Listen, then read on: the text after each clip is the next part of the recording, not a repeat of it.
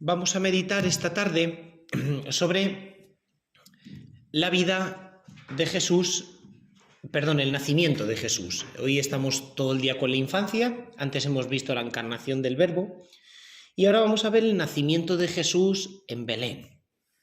Y para ver este nacimiento del Señor en Belén, pues me gustaría comenzar como hace San Ignacio, pidiendo la gracia siempre, en cada meditación, dame Señor un mayor conocimiento interno tuyo, que por mí has nacido en Belén, para que más te ame y te siga. Siempre San Ignacio nos propone pedir esta gracia, la de un mayor conocimiento de Jesús, un conocimiento interno desde dentro, un conocimiento sabroso, por connaturalidad. Y al final, ¿para qué es? Para que mi sensibilidad, mi entendimiento, mi voluntad, todo mi ser se determine en el seguimiento de Cristo, para que más te ame y te siga. Y una vez que hemos visto la encarnación del Verbo, ahora nos toca el nacimiento de Jesús. Por eso vamos a irnos no a Belén, sino a Nazaret, al momento en el cual San José y María se enteran que tienen que bajar a Belén porque ha salido un decreto del emperador romano Augusto ordenando hacer un censo de los habitantes de aquella región. Sabemos por la historia que Augusto era aficionadísimo a la cuestión de los censos, aficionadísimo. Él le encantaba la cuestión de que la gente tuviera que censarse. No conocemos censos generales de todo el imperio hasta el momento, porque ya sabemos que el saber de la época antigua pues es siempre muy fragmentario, pero sí que conocemos que había censos en la época de Augusto absolutamente por todo el imperio de forma periódica y cada X años. Era una obsesión del emperador Augusto, hasta tal punto que en la elegía que le rinden en el momento de su muerte, aparte de todas sus conquistas políticas, pues aflora en esa elegía pues el interés que él siempre tenía en hacer censos. ¿Pero qué me interesa aquí? Ver los reveses del destino como acontecimientos providenciales en la historia. Dicho en otras palabras, hay un texto que me encanta del Papa Francisco, que es la exhortación apostólica que él dedica a hablar sobre San José,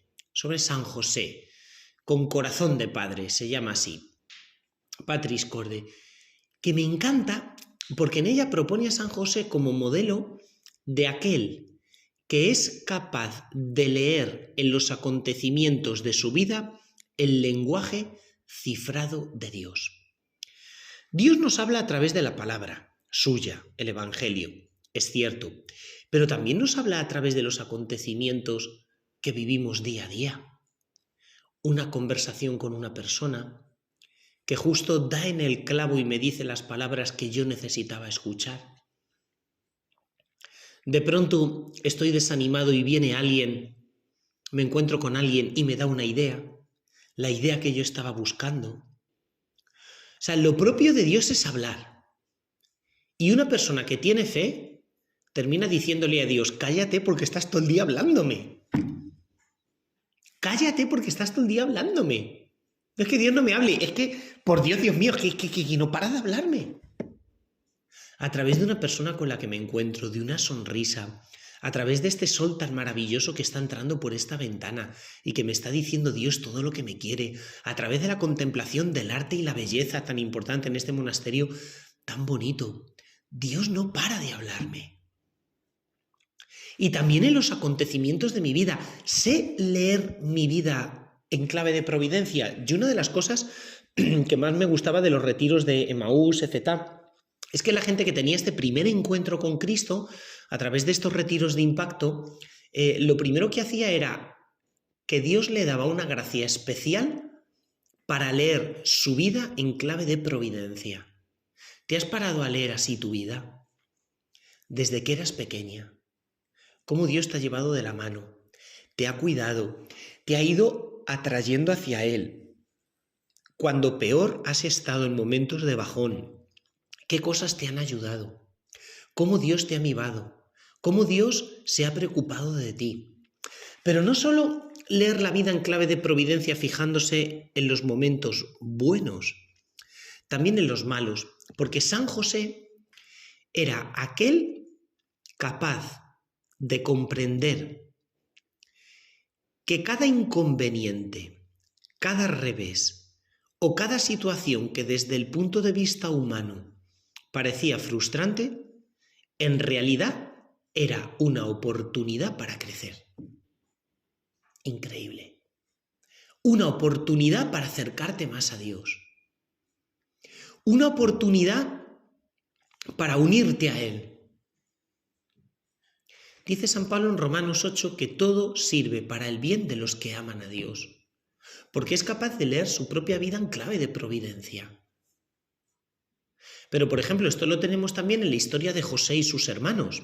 Cuando los hermanos de José venden a José a una caravana de mercaderes que iba a Egipto, José, gracias a Dios, de esclavo llega a ser nada más y nada menos que visir del faraón de Egipto, y cuando llegan sus hermanos mendigando, porque no tienen que comer, José les perdona y deja que toda su familia se instale en Cana. Y tiene una frase que es la clave de lectura de toda la historia. Permitió Dios que me vendierais para ahora poder haceros un bien a vosotros y a vuestras familias. Cómo Dios a veces permite cosas en nuestra vida que no entendemos para sacar de ellas bienes mucho mayores. Y Dios permitió en tu vida esos años o momentos de oscuridad y de duda. Esa noche del sentido o del espíritu, donde no veías nada claro. O esa situación injusta que te tocó vivir. O sepa Dios por qué esas heridas de tu infancia, de tu adolescencia, de tu juventud, Dios las consintió. Para que te unieras ahora más a Él. Para que a través de esas heridas resplandezca su gloria, la gloria de Dios. Porque Dios permite cosas para su bien, para el bien de la Iglesia y para su gloria. Es increíble. Y San José, lejos de quejarse, porque la Virgen María está a punto de dar a luz, se tienen que ir muy lejos, 100 y pico kilómetros, con los inconvenientes de estar tan embarazada ya, pues San José acepta el destino como una llamada de Dios. En los obstáculos sabía ver retos, posibilidades. Leed esa carta del Papa hablando de San José, la Patris Corde con corazón de padre, tan bonita, tan bonita, tan bonita. Así es el Señor. Y se ponen en camino. Y cuando llegan a Belén, qué terrible la situación. San José y María dirían, ánimo, hay que confiar en Dios. No hemos preparado nada, no sabemos dónde nos vamos a refugiar. En aquella época no había móviles. Cuando llegabas, buscabas, pero no podías haber mandado ni emails ni mensajes para tenerlo todo preparado. Y cuando llegan, imagínate a San José de camino diciéndole a María, María, tranquila, que allí tengo a mis primos, que tengo a mi familia. María, no te preocupes, que conocemos allí a alguien que conocemos, que sabemos. Qué dolor para San José, qué vergüenza también y qué humillación delante de María, cuando resulta que los que él confía que le tienen que abrir la puerta, resulta que le dan un portazo y no los reciben. ¿Os imagináis a la Virgen María abrazando a San José y consolándole? El pobre casi también deshecho pues por la humillación, ¿no?, delante de su mujer, de ver la pobreza de su familia y de sus amigos que no le reciben. Cuando tú también estás humillada, ¿a quién acudes? Tenemos a María. Cuéntale a ella lo que te hace sufrir. Cuéntale a ella ese defecto. Descubre delante de ella esas heridas. Impresionante. Había un día que yo me lo tomé como una voz del Señor. Estaba muy rayado en mi cabeza, con varios problemas. De estos que no te quitan el sueño, porque a mí nada me quita el sueño, pero duermo poco, pero muy bien. Puede explotar una bomba a mi lado y no me entero. Y tardo en dormirme apenas 3 segundos, desde que pongo la cabeza en la almohada hasta que me duermo. 3 segundos, ya está, de un tirón todo. Entonces, no me quitan el sueño, pero sí que me agobiaban. Y entonces llegó un momento en el cual, antes de misa, rezando, para salir a decir la misa, le dije, mira, Señor, no puedo más, de verdad. Durante la misa de hoy, dame una respuesta. ¿Cómo puedo descansar? ¿Cómo puedo quitarme estos problemas tanto de encima, ¿no? De mi cabeza? Y llegó un momento, y es el momento de la consagración. Cuando cojo la hostia consagrada, leo en la hostia consagrada algo que jamás en mis 13 años de cura, celebrando misa todos los días y a veces más de una misa, había leído. Sabéis que las hostias suelen tener alguna frase, algún mensajito, algún dibujito, algo así. Y leo, Insinu Marie, cuando normalmente lo que pone es Insinu Jesu, o sea, en el corazón, en el pecho de Jesús, no Insinu Marie. ¿Por qué? Pues porque está la alegoría de que San Juan reclinó su cabeza en la última cena al costado de Jesús, entonces nunca suele venir Insinu Marie. Insinu Marie. O sea, descansa en María. Refúgiate en ella. Que el rosario sea como una especie de descargar todos mis problemas y todos mis agobios en el corazón de María.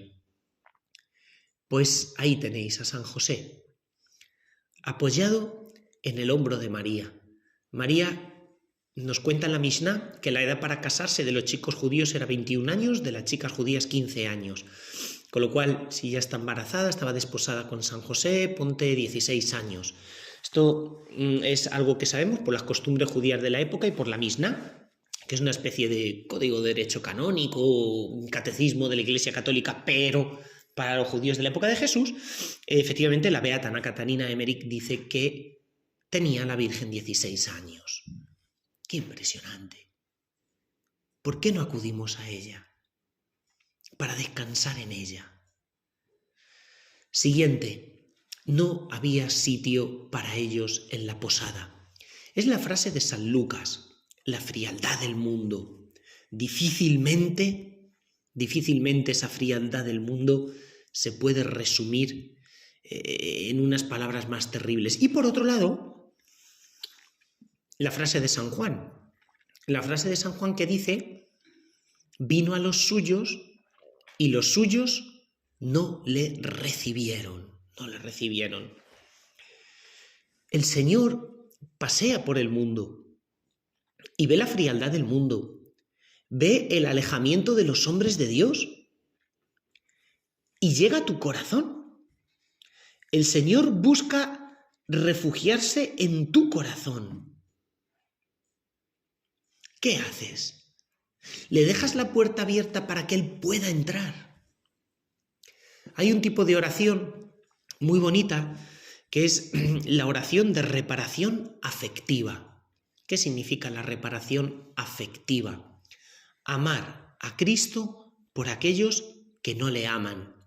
Quererle por aquellos que no le quieren. La reparación.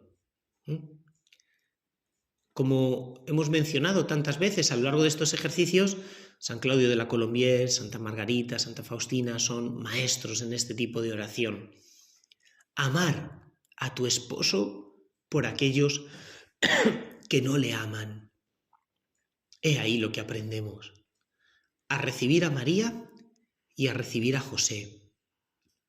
Y fijaos que Dios busca tanto nuestra compañía porque solo los hombres pueden reparar por el pecado de los hombres.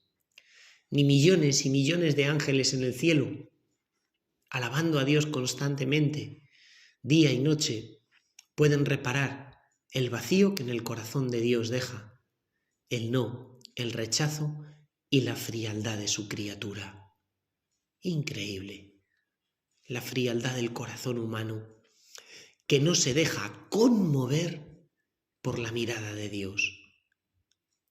¿Quién no se dejaría conmover por un niño pequeño, verdad? Que es como entrañable. El otro día una amiga mía ha tenido un bebé y vino a mi casa a enseñármelo, a ponerlo en mis brazos. Y tú te mueres cuando eres un niño pequeño, ¿verdad? Tan gracioso, tan chiquitito. Bueno, pues, ¿quién no se deja conmover por eso? Pues tremendo. No se deja conmover el mundo por un Dios que se hace niño. Pensad en este tiempo de Navidad pasado. Decía Benedicto XVI que su tiempo favorito era el de Navidad, el mío también. Pues es Navidad durante esta tarde. Pero ¿qué descubrimos también en el misterio de Navidad? Cuando llegan a ese lugar, a esa cueva que hoy día se conserva, no pueden alojarse en el catalima. Catalima específicamente no es posada.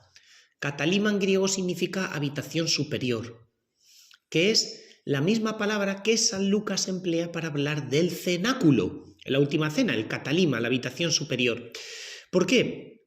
Porque en aquella época los animales vivían en la parte baja de la casa y en la habitación superior las personas. Generalmente la parte baja estaba excavada en roca, por eso que se tienen que meter en una cueva donde están los animales. Y cuando la Virgen María da a luz al Hijo de Dios, lo coloca en un pesebre. Reconozco que la primera vez que leí este texto en griego, aluciné. Porque cuando aprendí griego para leer los evangelios en la lengua original, al leer esto, abrí los ojos y dije, no puede ser. Pero de hecho luego investigué y efectivamente era así. ¿Cómo se llama el recipiente donde colocamos la sangre de Jesús? Cáliz. ¿Y cómo se llama el platito donde colocamos el cuerpo de Jesús? Patena. Sin embargo, es muy curioso que la palabra patena no es una palabra española, es una palabra griega, el idioma de los primeros cristianos. ¿Y sabéis lo que significa patena? Pacené, en griego, pesebre. La Virgen María colocó a Jesús en el pesebre, leído originalmente en la patena. ¿Qué significa esto? Madre mía, que acercarnos al misterio de la Eucaristía es acercarnos a una Navidad permanente. Me da tanta devoción cuando, como sacerdote, después de consagrar, dejo el cuerpo de Jesús en la patena y hago una genuflexión. Me da tanta devoción porque me imagino que soy como los Reyes Magos, que ofreciendo sus tesoros, oro, incienso y mirra, cayendo de rodillas, le adoraron, y como los pastores, cayendo de rodillas, le adoraron. ¡Qué maravilla! Ese es el misterio de la Navidad. ¿Por qué no hacemos nosotros durante esta tarde también esta adoración? Recibiendo a María y a Jesús, leyendo también nuestra vida en clave de providencia, como San José, que leía cada acontecimiento en clave de providencia. Y qué bien escribe Dios, ¿eh? Qué bien escribe Dios, porque ¿dónde tenía que nacer el Mesías? En Belén. Y allí están, en Belén. Y justo esa noche aparece una legión del ejército celestial de ángeles a los pastores, anuncia a los pastores. Y en ese anuncio, lo primero que llama la atención es que los pastores sean los que escuchan el nacimiento del Señor. Porque no son los teólogos de Jerusalén los que lo escuchan. Decía Benedicto XVI que a veces el corazón humano se vuelve tan soberbio que los teólogos leen la palabra de Dios, pero ya son incapaces para escuchar el canto de los ángeles. ¡Qué increíble! podemos estar leyendo la palabra de Dios, pero como ya no tenemos un espíritu humilde como el de los pastores, ya no leemos el canto de los ángeles, ya no lo escuchamos. Fijaos qué curioso que te pones a leer a mucha gente supuestamente entendida en Sagrada Escritura y no creen en el milagro, no creen en los milagros de Jesús. Entonces, ¿qué han entendido de la Sagrada Escritura? Absolutamente nada. Como dice Benedicto, la Sagrada Escritura es, a lo sumo, el atlas de su curiosidad. El atlas de su curiosidad. Pero ya no hay vida, ya no hay fe delante de ellos. Ya no actúa Jesucristo. Ya no pueden escuchar el canto de los ángeles, ya no pueden escuchar el cielo. Y yo lo puedo escuchar porque a lo mejor el canto de los ángeles ha quedado oculto por la soberbia, por la teología muchas veces mal aprendida, o por las heridas, por el sufrimiento. Ya no tengo una mirada de asombro y de fe a la realidad. Ya no veo al cielo en la tierra. Soy incapaz de encontrar el cielo en las circunstancias concretas de mi vida. Es de noche, en Belén, con los pastores. Ya no soy capaz de ver la luz de la estrella en mitad de esta noche. Y además, ¿a quién se aparece Dios? Bueno, lo vemos en Fátima, como decíamos esta mañana, en Lourdes, en Guadalupe. La Virgen María escoge a los más pequeños. ¿Por qué escoge a los pastores? Fijaos que los pastores en aquella época eran bastante denostados. No se les consideraba aptos para nada. ¿Por qué? Pues porque los pastores no podían rezar. Si tú te vas en ganadería de trashumancia por el desierto, tú no puedes acarrear agua contigo.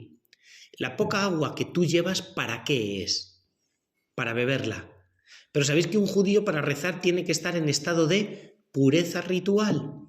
Y el agua que tiene un pastor es para beberla, no para purificarse con ella. Entonces, siempre estaban en estado de impureza ritual. ¿Y a quién se manifiesta Jesús por primera vez en Belén? A los pastores. O sea, a los últimos que pensaban que Dios se manifestaría a ellos.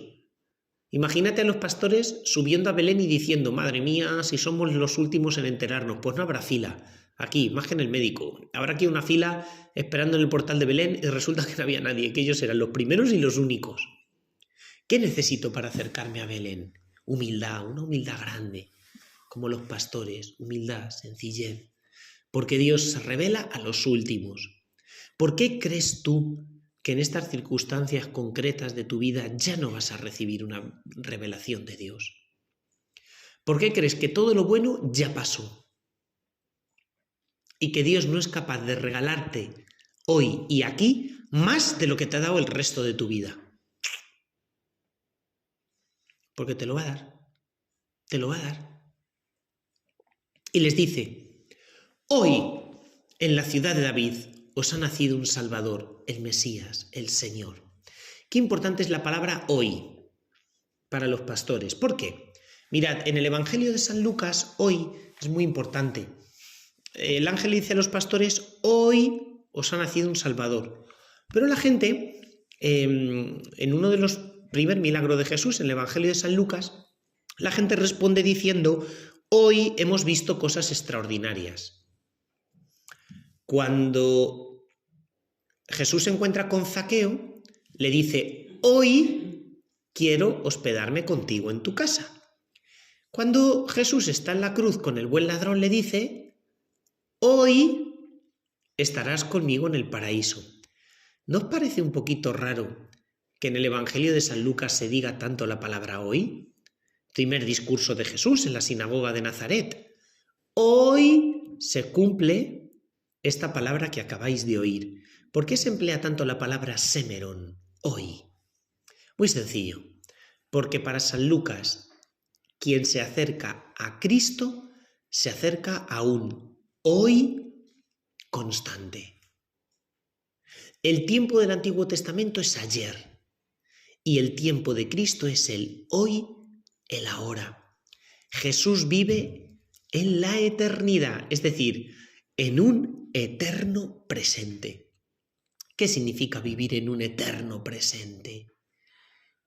Que hoy Jesucristo te está esperando. O sea, el milagro de la liturgia es que tú, cuando dentro de un ratito te acerques al sagrario a rezar, no vas a recordar que nació Jesús hace 2000 años, sino que en esta meditación vas a revivir, vas a actualizar este misterio.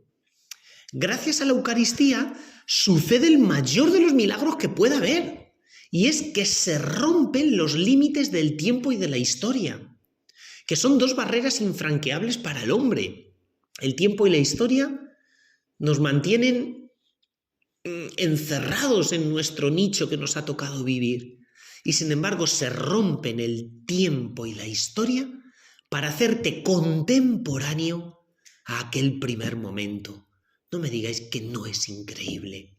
Por eso verdaderamente se puede decir Semeron, hoy se cumple esta palabra que acabáis de oír.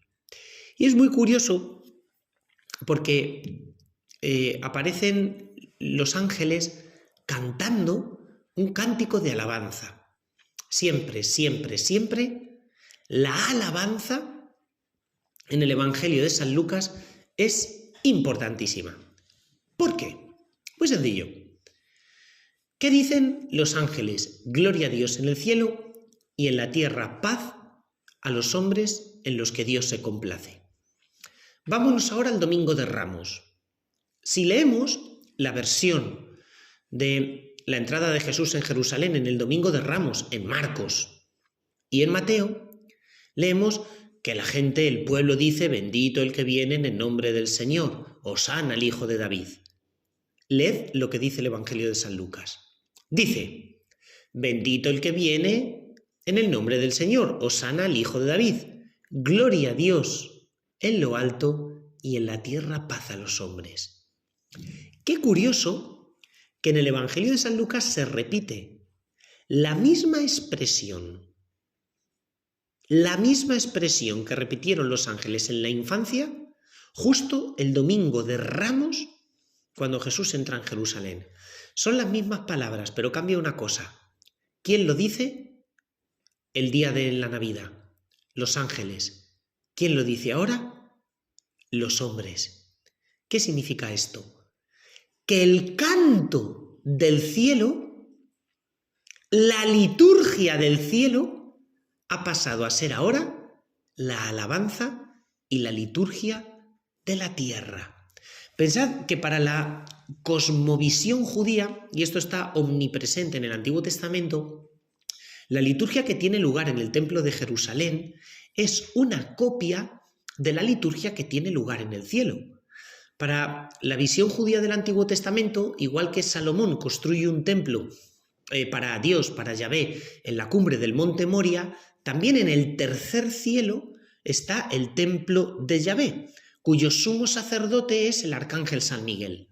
Y a la misma hora en el cual el sumo sacerdote en la tierra realiza todos los sacrificios, oraciones litúrgicas, también en el cielo los ángeles están alabando a Dios en el templo del cielo.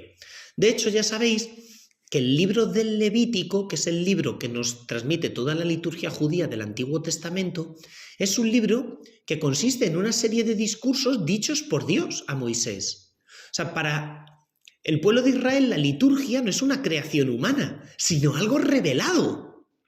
Porque ¿quién habla en el libro del Levítico? Dios. Y le dijo Dios a Moisés, así tienes que preparar los sacrificios.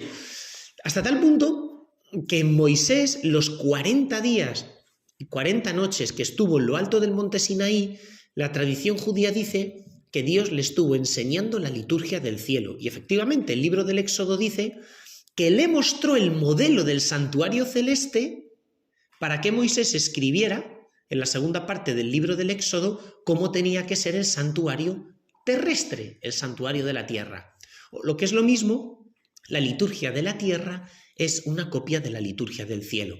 O dicho de otra forma, en la liturgia sucede el milagro de que el cielo y la tierra se unen. Lo humano y lo divino se mezclan. Ya no simplemente, como con el tema del hoy hemos dicho, se rompen las barreras del tiempo, sino que aquí también se rompen las barreras entre el cielo y la tierra. Y el canto de los ángeles, al final del Evangelio de San Lucas, comienza a ser el canto de los hombres. ¿Cómo es tu alabanza? ¿Cómo es tu rezo del oficio divino? Porque toda tu vida gira en torno a la liturgia. ¡Qué increíble! Que toda tu vida gire en torno a la liturgia quiere decir que toda tu vida gira en torno al cielo. En torno al cielo. Porque la fiesta que hay en el cielo se participa en ti. Y aprenden los pastores a alabar a Dios como se le alaban en el cielo. Llegan y postrándose, verbo proskineo, al niño le adoran. Tenemos tercera serie de personajes en la infancia que también durante esta tarde se pueden meditar en ellos, y que son los Reyes Magos. Ellos vienen de un lugar lejano, de Oriente, no conocemos su número, la escritura no nos lo dice, ni tampoco el lugar exacto de proveniencia, pero da dos pistas. Mago es una palabra en español que proviene del arameo. Tenemos muy pocas palabras que provengan del arameo en español. Amén, que significa así es. Mezquino, que es un insulto en arameo, significa tonto, y nos ha llegado también al español, curioso. Y la otra, solo conozco estas tres. Mago, que en arameo significa sabio. No significa el que hace trucos de magia. Uy, mira, esto no está y ahora aparece. Chan. No, mago significa sabio. Entonces, ¿qué significa los sabios de Oriente? Los que estaban escudriñando en el lenguaje, en este caso de la naturaleza, un signo de Dios. ¿Y Dios cómo se les revela? Por una estrella. Es preciosa la catequesis que da San Juan Crisóstomo en su comentario al Evangelio de San Mateo. Es una obra increíble. Santo Tomás de Aquino dijo que quemaría todas sus obras por conservar solo el comentario de San Juan Crisóstomo al Evangelio de San Mateo. Una locura. Me lo leí el año pasado. Llevaba muchísimo tiempo sin disfrutar tanto leyendo un libro. Bueno, impresionante. Pues dice que Dios se acomoda a nuestra forma de hablar.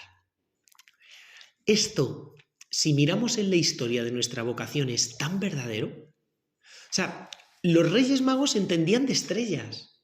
¿Y Dios cómo les habla? A través de una estrella. ¿Cuál es el lenguaje que tú entiendes? Porque Dios te va a hablar por medio de ese lenguaje. Es tan bonito, tan bonito. Dios se adapta tanto a nosotros, es como un pedagogo, lo que los santos padres llamaban la sincatábasis o abajamiento divino. O sea, ¿cómo te gusta que Dios te hable? Porque Dios te habla así. ¡Qué increíble! Se adapta a nuestra pobre capacidad de entender.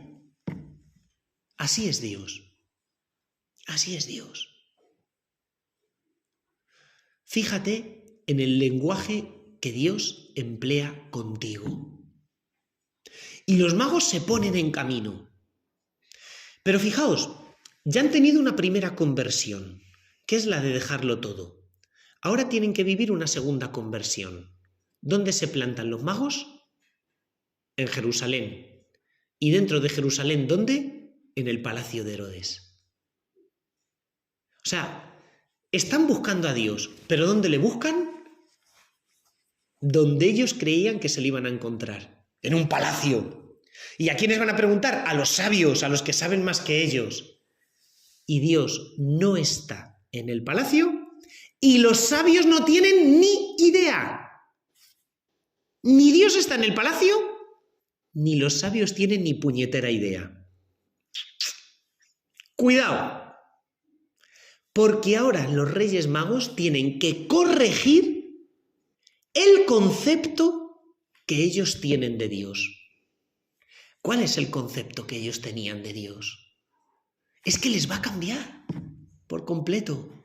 No tengo que corregir yo la idea que tengo de Dios. Con el paso del tiempo y de mi vida religiosa, tristemente me he podido ir oscureciendo y hasta desarrollando una idea o un concepto de Dios que no es el verdadero y que no es el indicado. Veo a un Dios que es como una especie de tribunal de las oposiciones. A ver, hermana, esto lo tienes que hacer bien. Te quiero mucho, pero aunque te quiera mucho, te voy a pedir cuentas. Espabila, espabila. Esto no lo has hecho con la perfección posible que sería deseable. O sea, tremendo. ¿Qué imagen de Dios nos hemos ido haciendo?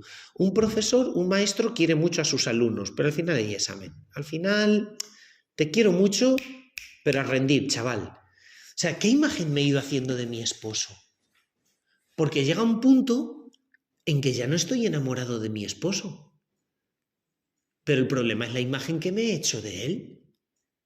¿Cómo me voy a enamorar de alguien que está las 24 horas del día evaluándome, dibujando 1 metro en la puerta, de estos que le ponen a los niños pintado en la pared para que se vaya midiendo todos los días, y comprobando si estoy o no a la altura de las circunstancias?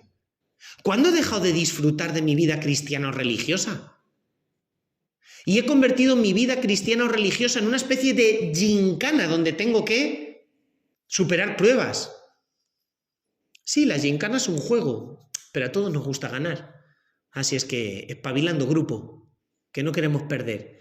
Y entonces ya no disfruto de mi esposo. Porque me he convertido en sierva en vez de en esposa. Y tengo que tener al Señor contento de la casa. ¿Quién me ha estado susurrando tantos años al oído que soy sierva y no esposa?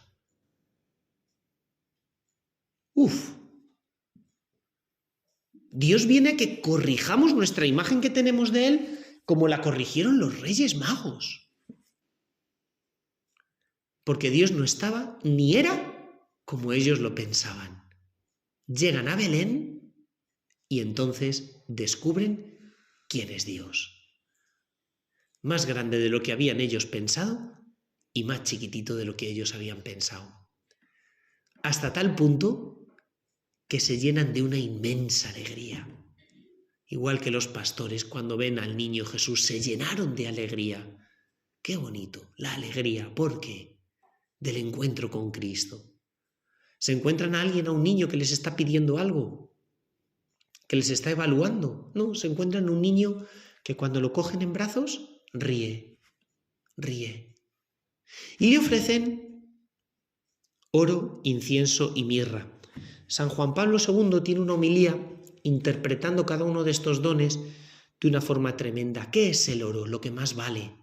Es el metal más precioso. Hoy día, para el mundo, ¿qué es lo más precioso que pueda haber? La libertad. Entrégale a Dios el oro de tu libertad. Como le decía San Ignacio, tomad, Señor, y recibid toda mi memoria, todo mi entendimiento, toda mi libertad, todo mi haber y mi poseer.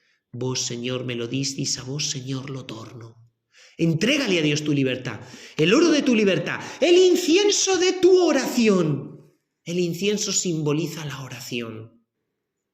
Entrégale a Dios el incienso de tu oración. Una oración que repare por ese niño Jesús que es expulsado fuera. ¡Fuera! No hay sitio para él en la posada, los suyos no le recibieron. El incienso de tu oración y la mirra de tu afecto más profundo. ¿Qué es la mirra? La mirra es un perfume. Cuando nosotros queremos mucho a una persona, generalmente una cosa bastante socorrida para regalar a alguien es regalarle un frasco de perfume. La mirra es un perfume y decía San Juan Pablo II, entrégale a Dios la mirra de tu afecto más profundo. ¿Cuándo te darás cuenta que Dios no quiere tus obras, que Dios quiere tu afecto? No te digo que no haya que hacer obras buenas, a ser posible, a ser posible obras buenas. Pero Dios quiere la mirra de tu afecto más profundo. La mirra de tu afecto más profundo. Pues vamos a pedirle al Señor crecer en el cariño y el afecto a Él. Se lo pedimos en esta tarde de oración que vamos a aprovechar con esta meditación. Gloria al Padre y al Hijo y al Espíritu Santo,